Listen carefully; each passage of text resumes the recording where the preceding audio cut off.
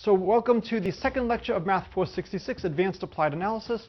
What I want to do today is talk a little bit about the exponential function. So you've probably seen the exponential function before. I want to talk a little bit about the theory behind it. I want to talk about some of the questions you should ask when you see functions. They will start off as truly, blatantly obvious questions. But I'm hoping that by the end of the lecture, the questions, while they will be similarly obvious, the answers will not be. Okay. Hello, welcome. All right, so exponential function. Who can define the exponential function for me?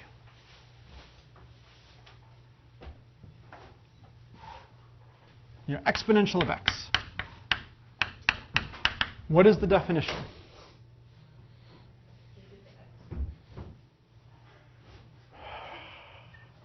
So it's interesting as to whether or not that is acceptable as a definition. How do you compute e to the x?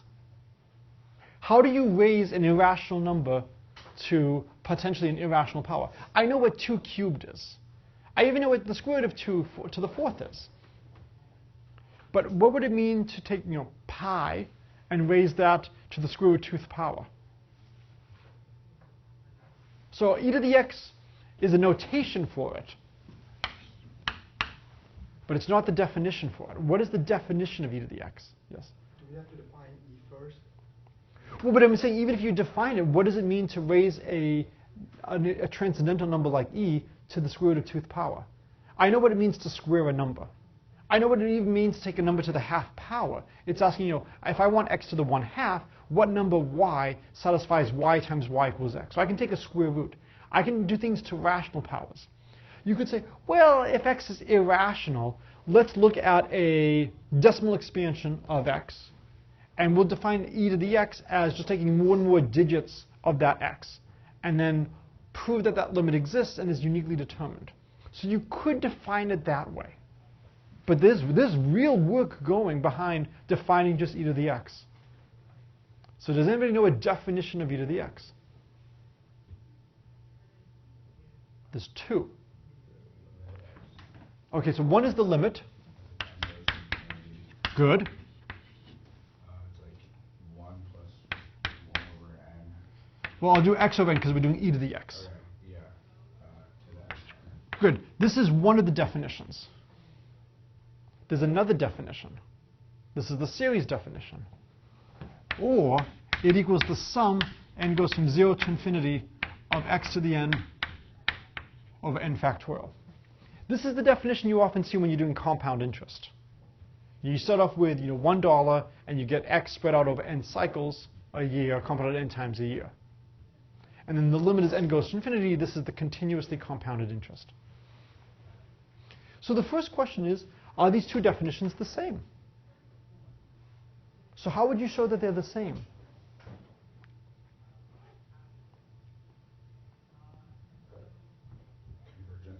Okay, so how do we show that this converges to that?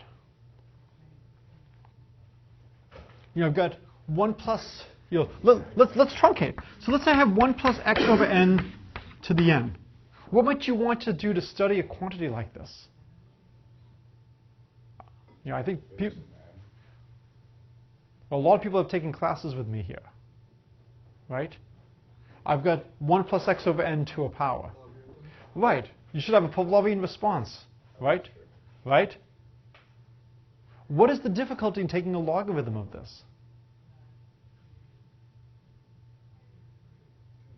I'm sorry?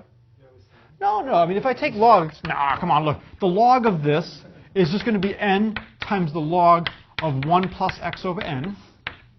And then this is going to be n. Now I Taylor expand the log of 1 plus u. And the log of 1 plus u is u minus u squared over 2 plus u cubed over 3. And so just using that, I would get that this is just n times x over n minus 1/2 x squared over n squared plus 1/3 x cubed over n cubed minus. And then as you take the limit as n goes to infinity, all the terms vanish but the first. And it goes to x as n goes to infinity. So if the log of this goes to x, then 1 plus x over n to the n goes to e to the x. So that's a way to show that they're equal. There's a huge mistake or danger in this argument. What's the logarithm function? We're trying to define the exponential function right now, and we're using the logarithm. We don't have the logarithm at our disposal yet. So one of the problems when you teach fundamental courses is always, at what point in the class do I actually have a result at my disposal to use? Right now, we don't have the logarithm at our disposal. And so again, I think it's worth spending a little bit of time thinking about how you attack these things before we delve into all the stuff in the analysis. The other thing is, the board space in this room is terrible unless we rotate the classroom 90 degrees and use that wall. So if people want me to do that eventually, let me know. Otherwise, we are going to have to deal with shortened space. All right, so we can't take logarithms. All right, so since we can't take logarithms, let's think of how else we could analyze this. Well, we have 1 plus x over n to the n. What else can you think of when you have 1 plus x over n to the n?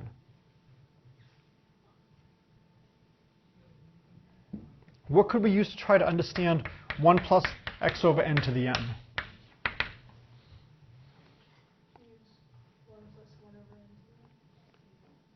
Well, if x equals 1, yes, but I want to do this for general x. So when you see a sum of two things to the nth power, what result do we have to attack that? So Pascal's triangle, the binomial theorem. We can expand this, right? This is the sum, k goes from 0 to n, of n choose k x over n to the k. And I technically have the 1 to the n minus k, but I don't really need to write that. So now, let's see what goes on. The first term is n choose 0, which n choose 0 is just 1. We have x over n to the 0th power, so the first term is just 1. The next term is n choose 1, which is just n. And then we have x over n, so the next term is x. Now it gets interesting. The next term is n choose 2. That's n minus 1 over 2 factorial, and we have an n squared down here. So we have a n minus 1 over n times n, and then an x squared over 2 factorial. The next term is we have an n choose 3, and so the next term will give us an n minus 1, n minus 2 over n, x cubed over 3 factorial. And we do this all the way until we get to the last one, which will be n factorial over n to the n, x to the n over n factorial. And now we can see what happens as n gets very, very large. We get 1 plus x. As n gets very, very large, this term looks like x squared over 2 factorial. The next term looks like x cubed over 3 factorial. So as n goes to infinity, converges to the series expansion.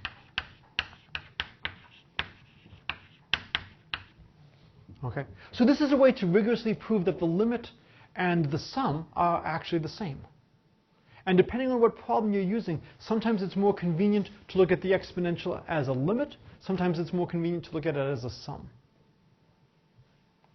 Now we have a notion of the exponential function. Okay?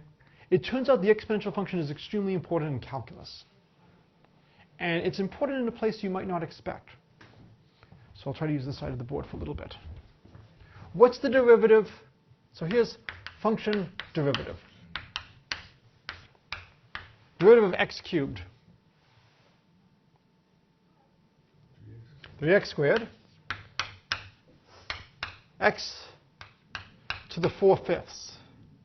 Well, let's do 14/3.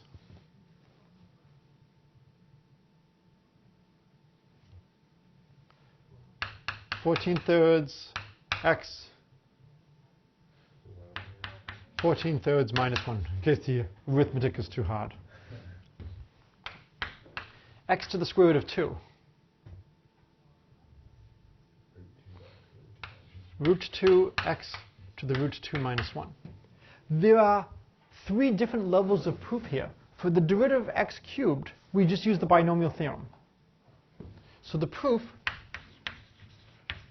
this is the binomial theorem.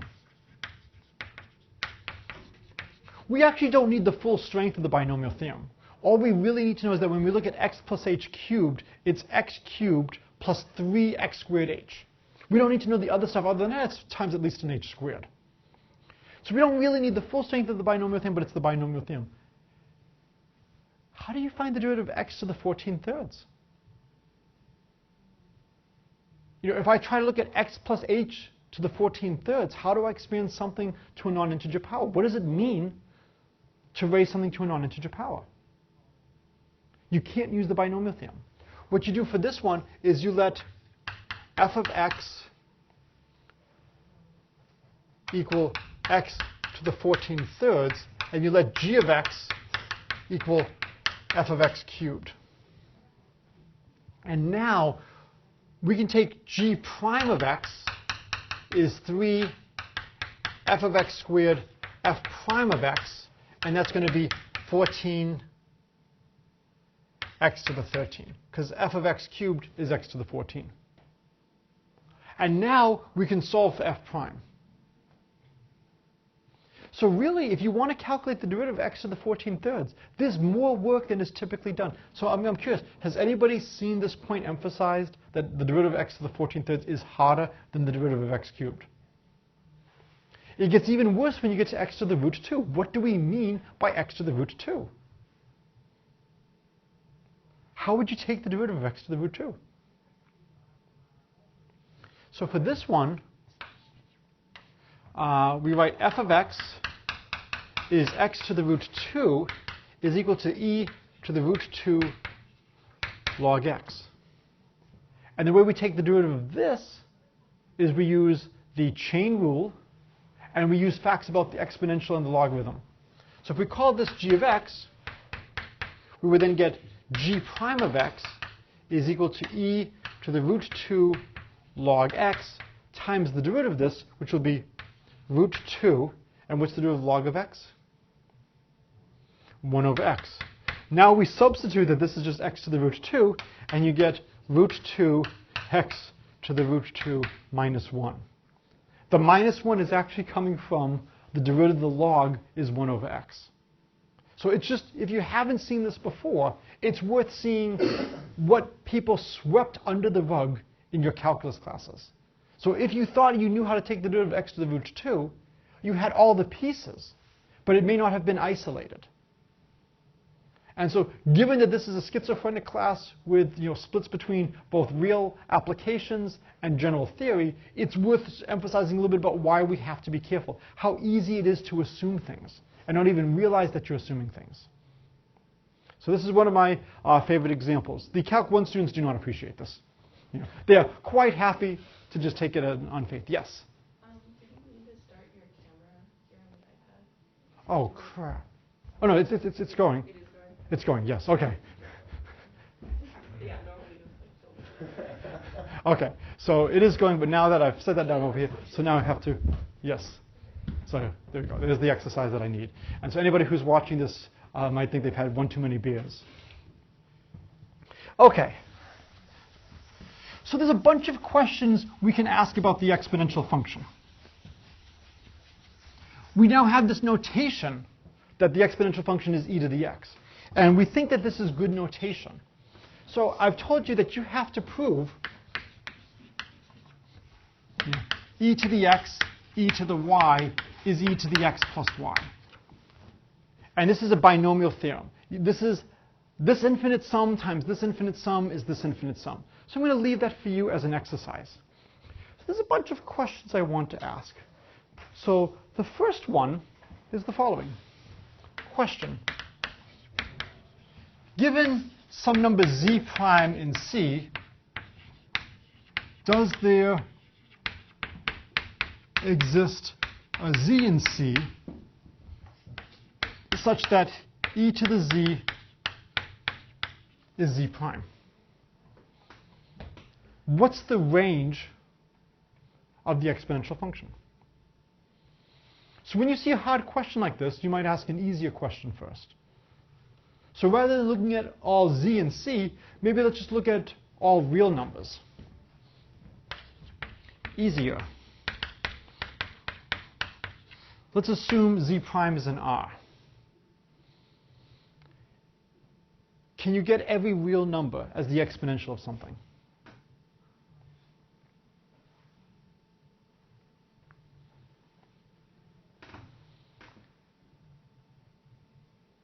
So what's the output? What numbers can we get as e to something? I'm sorry? Positive. So if we assume that z now is real, if z is an R, then hit all positive reals, nothing else.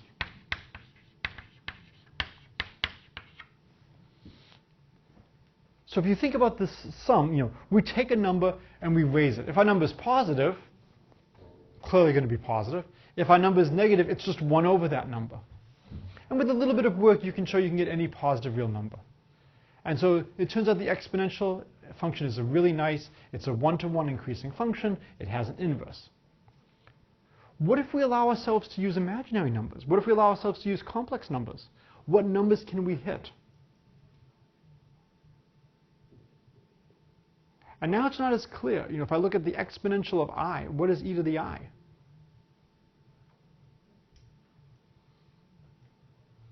E to the I is hard, e to the pi I is much easier. This is the famous Euler formula.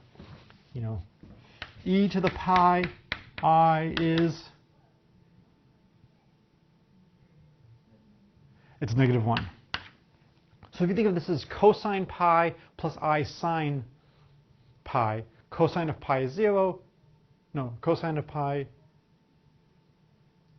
No, cosine of pi is -1, and the sine of pi is 0. So this number involves some of the most important constants in mathematics: e, pi, I, 1, and a negative sign. Has almost everything you want. It would be nice if there was like the golden mean, square root of 2, but this is pretty good. What this tells us is now we can get negative numbers. And so if I took a real number and I multiply by e to the pi I, I've made it negative. So I can now get all positives, I can get all negatives. With a little bit of work, you can show you can get every number but 1. So what is the one number we can't get? 0. So when you think about what it means to exponentiate, we have cosine and sine. Can cosine and sine simultaneously vanish? No. And then they could be rescaled by something, but essentially what's going on is e to the x plus iy is e to the x e to the iy. This is cosine y plus I sine y. This gives you any value on the unit circle, and then e to the x gives you any radius. If x is greater than 0, it gives you something that is greater than 1. If x is less than 0, it gives you something that's between 0 and 1. So you can get every possible number but 0. It turns out that in complex analysis, if you have a differentiable function, if it omits, I think 3 values, I'll be safe and say 3 values in the, if it omits 3 values, it must be constant. I believe if it omits 2 values, it must be constant. And it's 3 values where the third value could be omitting infinity. So essentially, you can't get behavior much worse than this. Once you miss 2 or 3 points, you actually miss all but 1 point. It's very different than real analysis. It's a remarkable theorem. Okay, so this is some of the basics of some of the questions we could ask. Now, why do we care about the exponential function? Well, we can use it to solve certain types of differential equations, and we get certain functions out of it. Before I go into the differential equations, I want to go back and look at generalizations. So in some sense, we're already generalizing the exponential function from what you've seen before, in that I'm allowing complex arguments. So let's generalize. E to the x is defined as the sum, and it goes from 0 to infinity, of x to the n over n factorial. And again, A lot of today's lecture is going to be philosophical. It's not going to be equation heavy. Okay? This is truly remarkable. This gives you a way to raise irrational numbers to irrational powers. And what are we doing? All we're doing is we're taking a number x and raising it to an integer power. I know how to raise something to an integer power. No matter what number you give me, real, rational, irrational, I can do that. Dividing by n factorial, I can do that. Summing, I can do it. Infinitely many sums, okay, it's a little tiring, but we at least understand the process. We understand what we're trying to do. Whereas here, square root of 2 to the square root of 2, what the hell is that? What does it mean to raise something to the root 2th power? We're now defining that in terms of more basic operations. You start off with the absolute value function is defined on numbers, right? The absolute value of 5 is 5, the absolute value of negative 5 is 5. Can I define the absolute value on a vector? If I say v is 1, 2, let's do 3, 4. What would be the absolute value of v? 5. So this would be the square root of 3 squared plus 4 squared, or 5. Sometimes people do double lines to remind you that you're now applying this, and it's the length of a vector. Other times people say, screw this, it costs ink to put all those extra vertical lines. Let's just generalize the notion of the absolute value and say the absolute value is going to mean the length of the object. And if it's a real number, this is what we mean. If it's a vector, this is what we mean. We can replace x with lots of different things, so long as we can calculate x to the n. One thing we replaced x with was a complex number. What else could we replace x with? So it's got to be something where you can calculate nth powers. So what else could you replace this with? A vector. So the problem with the vectors, what would it mean to calculate the nth power of a vector? The dot product. So would that be the so if you take maybe x squared, that could be the dot product of x with itself. But then you can't dot product a scalar with a vector. So you would break down. So a vector is a good start. So if it's not a vector, you should try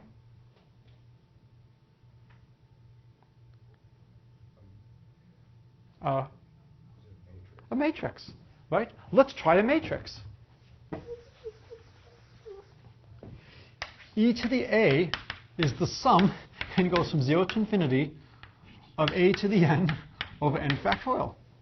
What must be true about the matrix A?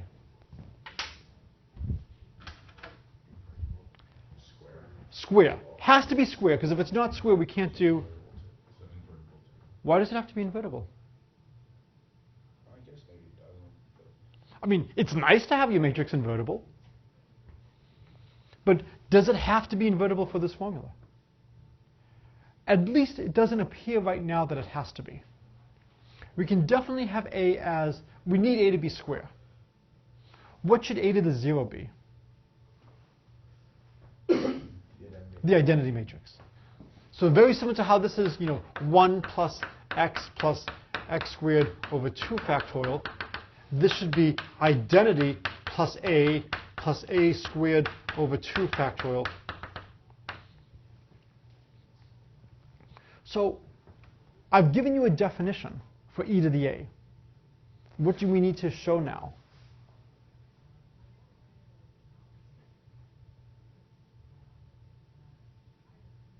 So I've given you a definition. What would you like to know about this? What's it mean? What does it mean? So who cares about raising an exponential to a matrix? And how many of you have actually seen an application of this? Okay, so I'll show you an application of this in a moment. So there is at least a reason. But what else do you have to ask as soon as I write down this series? Does it converge, right? The first question you should always ask when you get an object is, does this converge? Now, for this, x to the n over n factorial, this wasn't so bad to show that it converges. No matter how large x is, eventually n is larger, and then you're going to have geometric decay. So the comparison test with the geometric series tells us that x to the n over n factorial converges. What about here? Well, each one of these things is going to give me an element in the ijth spot of a matrix. And then the ijth entry is just going to be the sum of all the stuff. All we have to do is show that the additional summons are bounded. Because we have a finite matrix, that matrix will have a largest value. What I can do is I can consider the dominating matrix. Let's say that largest value is B. I take the matrix that has all entries of B. And then I calculate what happens when I get higher and higher powers. So I can dominate, say, the maximum of aij in absolute value is B. Let M be B times the matrix of all ones. And now if I want to calculate M to the n, it's going to be B to the n. And then I'll have this matrix times itself, times itself, times itself. Well, if I multiply this matrix by itself once, what's my new matrix?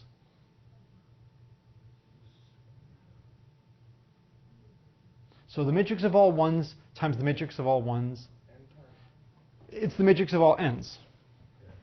And then if I have the matrix of all n's times the matrix of all ones, what do I get? N squared.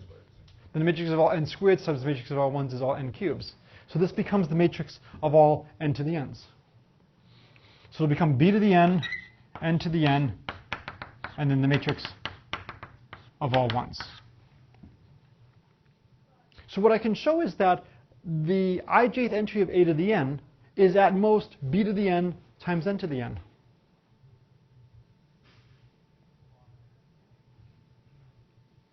Is this good enough?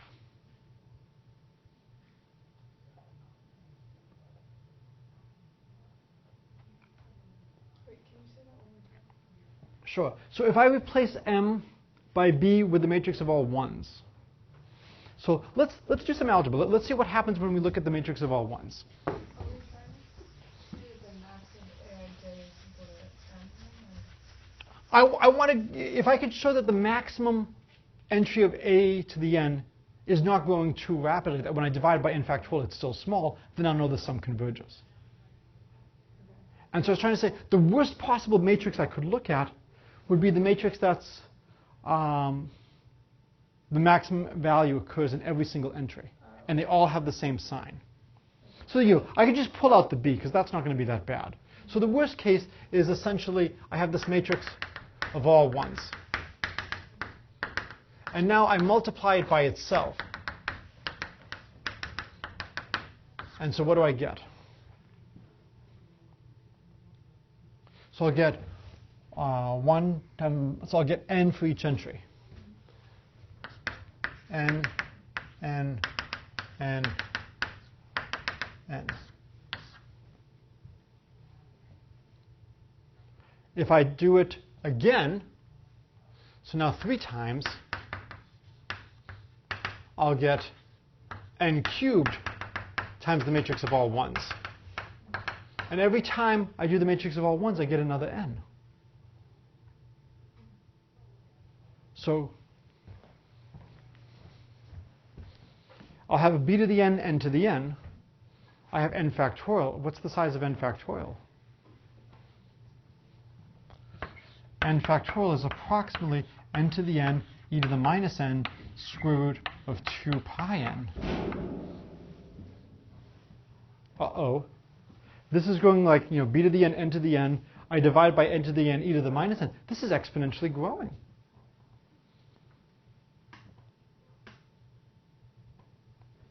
It looks like that there will be some matrices where this does not converge. Fortunately, it converges for all matrices. There is an algebra error on the board.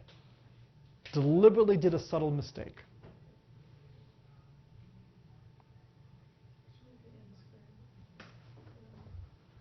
For this one, Or so if two. okay, it should be I think 1 less. It should be maybe n to the n minus 1. Yes. Yes.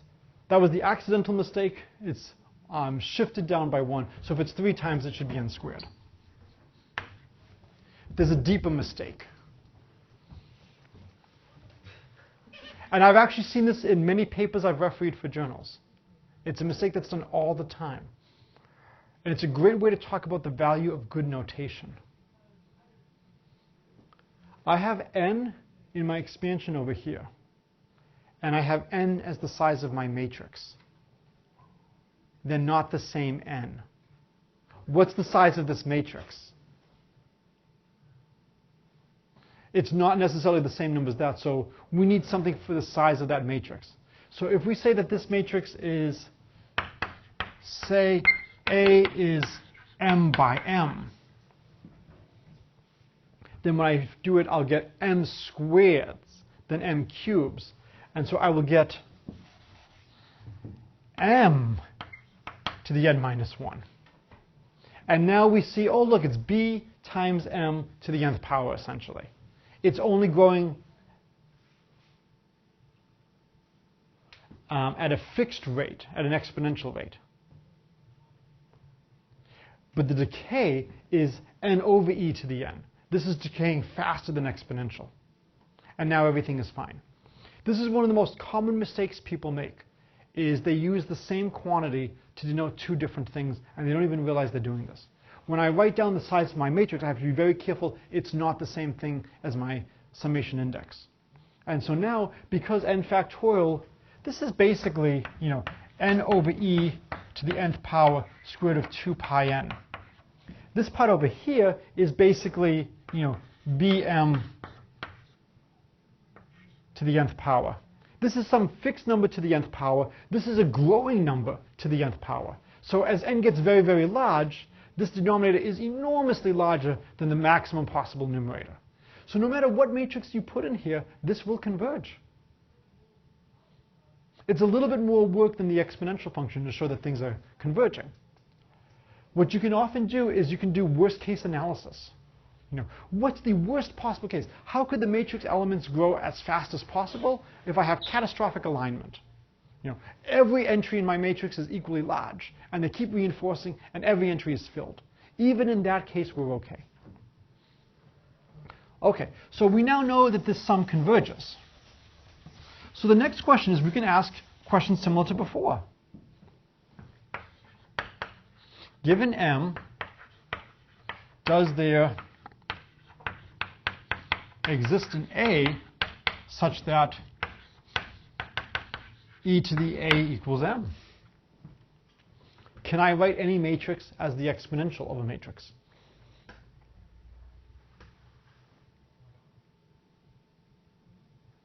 And if you had to guess of a matrix where you probably can't do it, what matrix might you guess?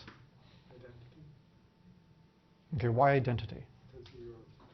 I'm sorry? It has zeros. It has a lot of zeros, but what would be the one-dimensional analog of what we're doing is the exponential function. So what's the one-dimensional analog of the identity matrix? The number 1. And the answer for that would just be x equals 0. So in fact, if I take A to be the 0 matrix, I'll actually get the identity. It's a good try, because you want something probably with a lot of zeros. So take the 0 matrix, after you killed off all the non-diagonals, now go back and kill the stragglers. Right? Make sure no one stays alive, everyone is dead, it's the 0 matrix. Is there a way to get a matrix that's all zeros? Is it as clear now?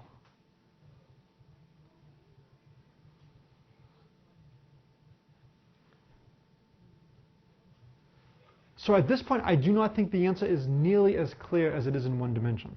That is, we've started to generalize the basic questions. And I'll leave that as an extra credit problem. Can you represent 0 as e to the a? What you might end up doing is you might prove that something of the form e to the a has certain properties. And the matrix 0 doesn't have that property. And so if you do something like that, that could be a way to show that there is no matrix that works. What's one way to prove that there's a way to represent? Well, to write down a matrix that works. So is there a choice of A that would work? So I'll leave that for you. I will end with the following.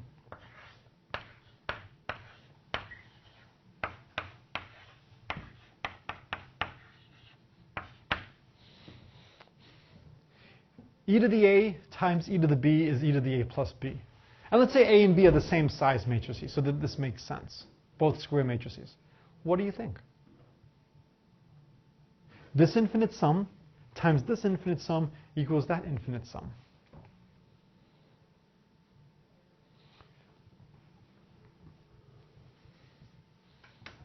Intuitively, it feels right. Okay. Are there any dangers when you have matrices?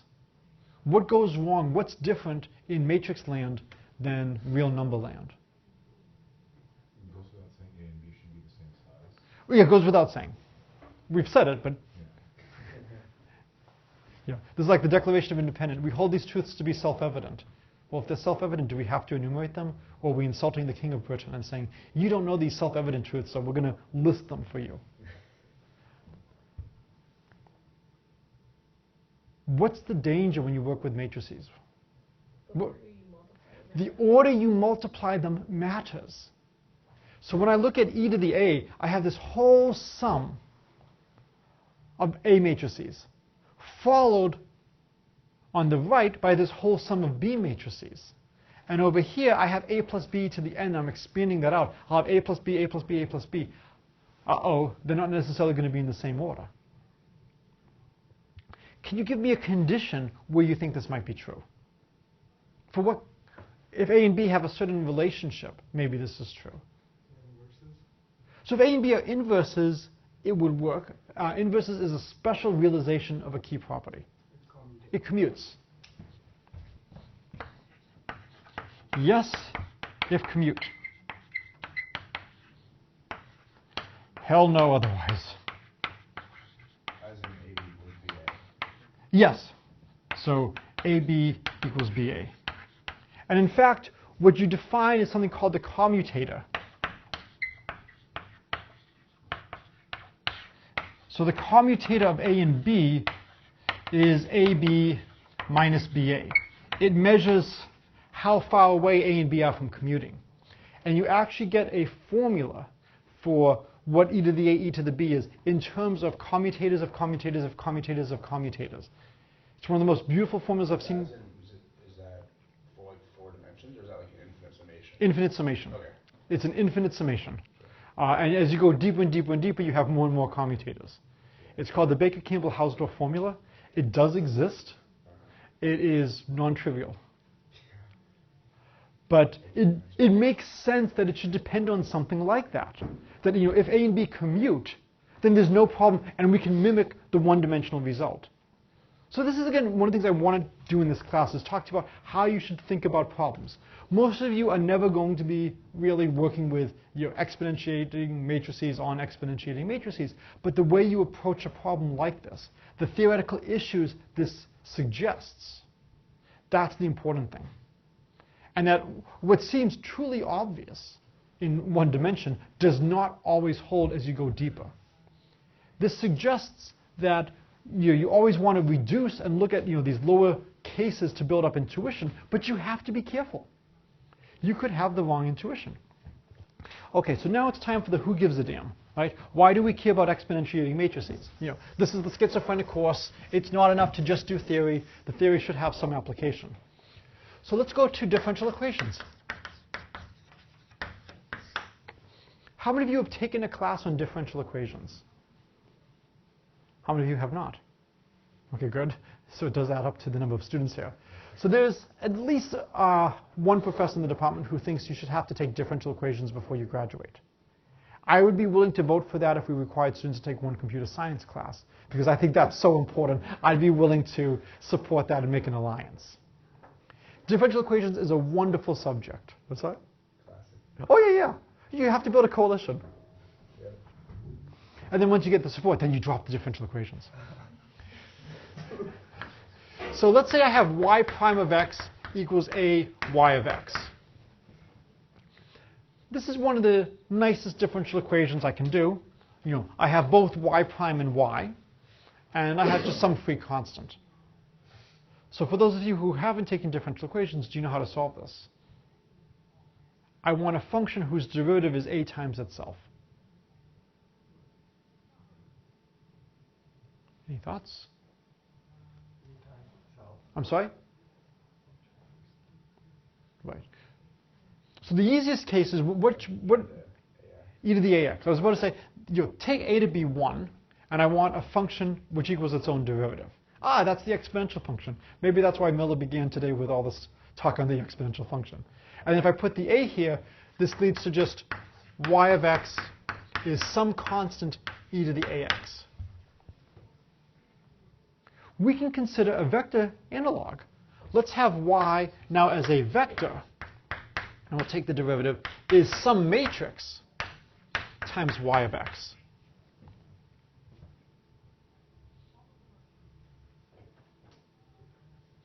So what do you mean by the vector of x? So y1 of x, yn of x is equal to some matrix.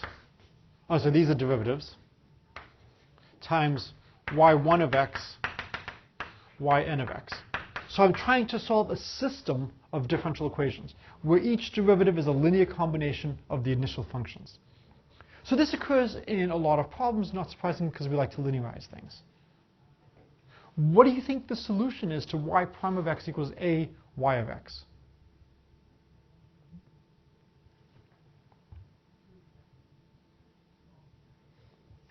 I would guess that it's c e to the a x. So y of x is c e to the ax. Almost right. I think it's a capital C. Or the other matrix.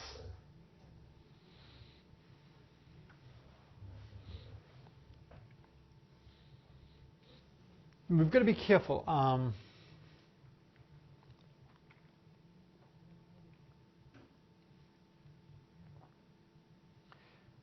So is c just a constant? Let's think about what these various things are. If e to the a is a matrix,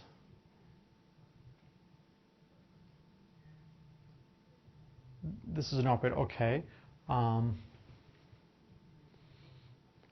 Now x is not a vector, x is a number, right? Yeah. So it's going to look like this. So e to the ax is still a matrix.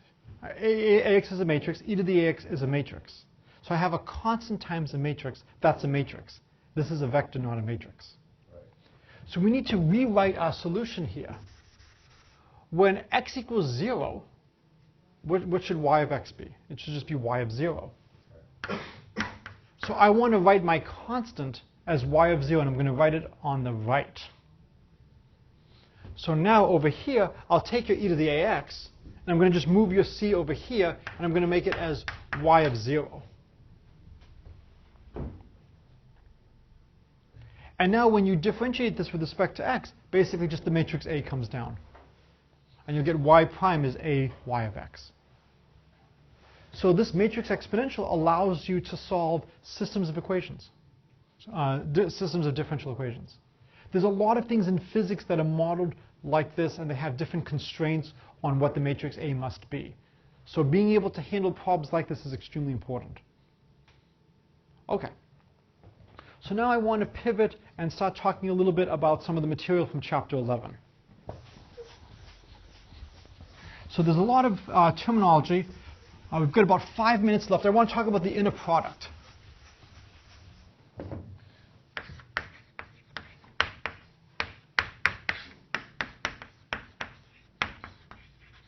So we're going to be looking at spaces of functions. So we'll often say the inner product of two functions f and g is the integral from 0 to 1 of f of x, g bar of x, dx. And the reason we take a complex conjugate is we want the inner product of a function with itself to be non-zero. So for instance, if I take the vector 1 comma I and dot it with 1 comma I get 1 squared plus negative 1, which equals 0. The dot product of a vector with itself should not be 0. The way we define the dot product here is we would want to take the complex conjugate.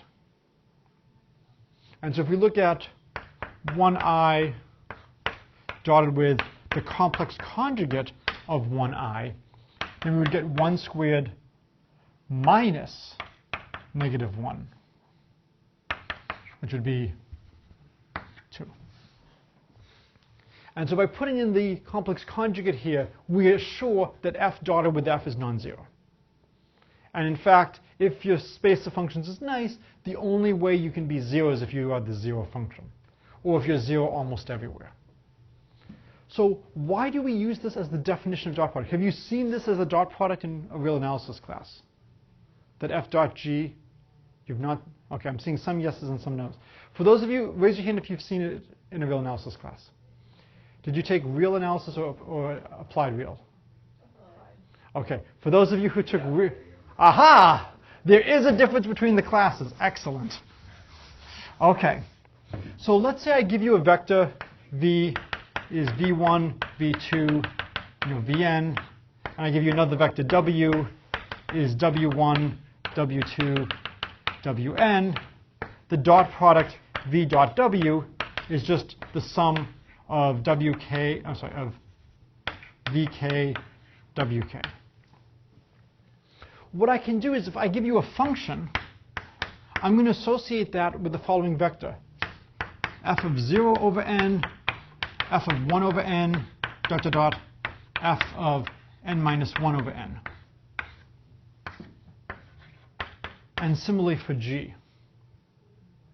And then I'll define f dot g to just be the sum, k goes from 0 to n minus 1, of f of k over n, g of k over n, or g bar of k over n. This is a fine way to define f dot g, but it's not perfect. The problem is, as I take a finer and finer mesh, as I take more and more points, as I let n and n grow, this is going to get larger and larger and larger potentially just because I have more and more summons. So I want to wait. This is defined on 0. I'm looking at functions on 0, 1. Okay, yeah. Where n is defined, right? Yeah. Well, no, I'm going just between 0 over n and 1. 0 to 1. 0 to 1. And so the natural weight, what's the natural weight to put on each of these products?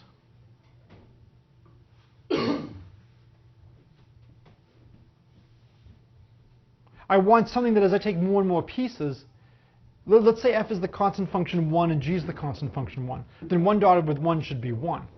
So 1 over n. So this becomes a very natural weighting to use. And so this would be like the nth approximation. Or what we might do in the limit is we might say that f dotted with g is the limit as n goes to infinity. Well, what's this limit as n goes to infinity? That's just our integral. This will just be the integral from 0 to 1 of f of x, g bar of x dx. And so this is the inner product of two functions. And this is the motivation as to why we define. So for those of you who have seen at least the integral as the inner product, have you seen the motivation with vectors as to why we define this? Is that a yes or a no?